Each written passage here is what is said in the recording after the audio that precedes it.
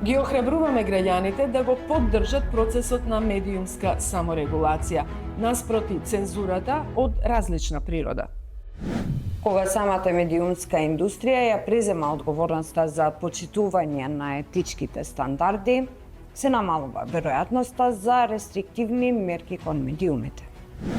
Саморегулацијата ја помага автономијата на медиумските редакции, односно новинарите, уредниците и главните уредници. Им овозможува на медиумските организации со своји стандарди и насоки да се спротивстават на надворешните притисоци. Саморегулацијата ги чува принципите на слобода на говор и изразување. Овој модел помага за градење на доверба во медиумите, бидејќи представува заложба за етичко и професионално новинарство. Во 2023 година до Комисијата за жалби стигнаа 132 поплаки од граѓани, од институции или од невладини организации. Ги охрабруваме граѓаните и ги повикуваме, штом забележат во медиумите евентуално прекршување на кодексот на новинарите, штом забележат неточни вести, лажни вести, дезинформации, пропаганда или сензационализам, да пријават до Комисијата за жалби на СЕМ.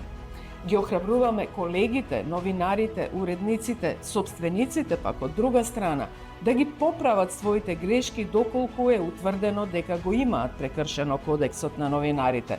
А кога ќе се признае, нели, половина се простор. Дури 110 од пристигнатите жалби во 2023 година се однесуваат на онлайн медиумите. Тоа значи дека се најбројни во земјава, но и најчесто се пуштаат во неодговорно новинарство. Непостоењето законска регулација за онлайн медиумите не ја намалува нивната одговорност кон јавноста, која има законско право да биде навремено и точно информирана. Статистиката од минатата година покажува и значителен пораст на говорот на омраза во медиумите, а особено на социјалните мрежи. Коментарите со токсични пораки на Facebook, Twitter, Instagram или TikTok, поврзани со медиумските содржини, не ги ослободуваат редакциите од одговорност. Не бидете платформа за навреди, дискриминација и повици за насилство кон одредени лица, групи или заедници.